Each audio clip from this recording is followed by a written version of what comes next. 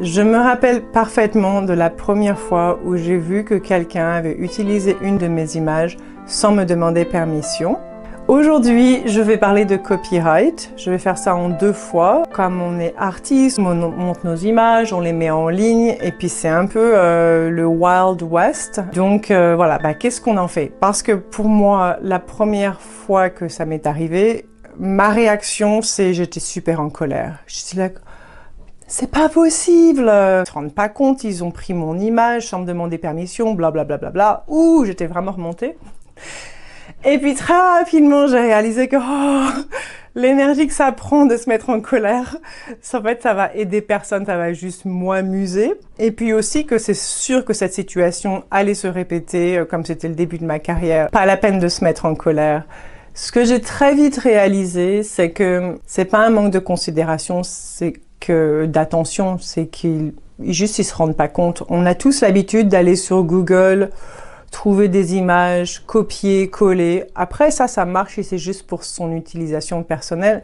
Mais si c'est pour utiliser pour organiser quelque chose où ça va être pour le profit, enfin, il va y avoir, voilà, la personne va générer des revenus grâce à l'image. Parce que quand même, il faut bien comprendre que l'image, surtout de nos jours, qu'il va y avoir sur un poster pour annoncer quelque chose ou un business, un logo, c'est probablement presque aussi important, si ce n'est pas plus, que le contenu. C'est ça qui va happer l'attention.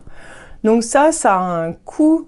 Et la première chose à faire, c'est de demander un échange au moins d'un lien vers notre site et de mentionner notre nom. Alors, la procédure en tant qu'artiste, quand on réalise que quelqu'un a utilisé notre image sans donner la permission, c'est d'abord de comprendre, ok, en fait, ils se rendent pas compte, on oublie que derrière chaque contenu qu'il y a en ligne, il y a un créateur derrière, un auteur, un artiste. Donc voilà, j'envoie un email. Moi, ce que je fais, c'est ça. J'envoie un email, je leur dis, oh, ok, enfin voilà, un email vraiment sympa, qui dit vraiment, en fait, voilà, je vis de mon art, machin truc. Ça serait bien si vous mettiez le lien, mon nom. Ah, mais après, je mentionne toujours, si c'est pour profit, vraiment, j'accepte des donations. Après, il y a une ressource extraordinaire qui est en français et en anglais parce que c'est au Canada. C'est du site CARFAC, C-A-R-F-A-C. C'est l'association canadienne pour les copyrights des artistes.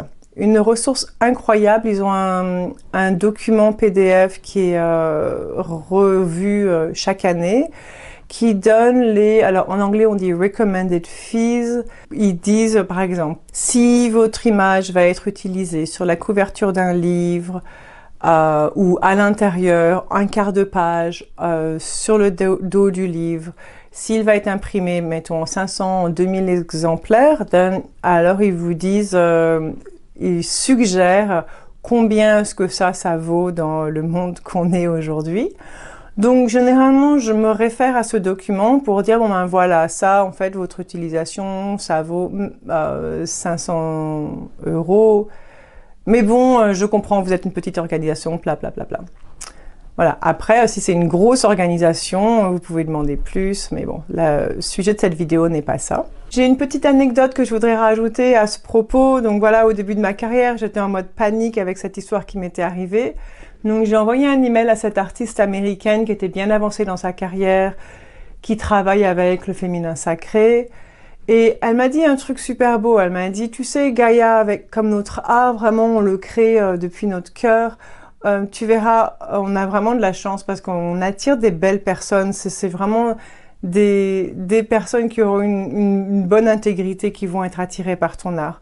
Et c'est vrai que en 20 ans, je pense que ça m'est arrivé juste une fois que j'ai eu une situation bizarre où la personne l'a pris super personnellement quand j'ai envoyé mon email sympa oui, s'il te plaît, voilà, t'as pas mentionné mon nom, machin. En plus, elle avait édité modifié mes images, c'était vraiment pas chouette ce qu'elle avait fait.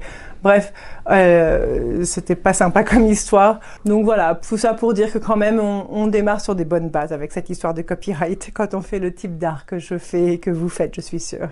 Alors, à savoir, il y a quand même aussi des moyens pour protéger vos images. Et ce que je vais faire, c'est que je ferai la prochaine vidéo pour expliquer voilà, ce que vous pouvez mettre en place pour vous éviter des problèmes et des situations pas agréables. J'espère que vous le savez maintenant, on se retrouve une fois par mois autour de la nouvelle lune pour ce rendez-vous que j'appelle New Moon Zoom. Le prochain thème, ça sera sur la vulnérabilité, parce que c'est un thème qui est très récurrent dans notre vie d'artiste, de mettre nos images dans le monde comme ça, sur les territoires inconnus et suspicieux et quelquefois dangereux et bizarres de l'Internet. Donc voilà, plein de raisons pour se sentir très vulnérable avec cette histoire d'être artiste dans le monde, montrer notre art et puis et faire confiance. Donc j'espère vous retrouver bientôt. Merci, à très vite.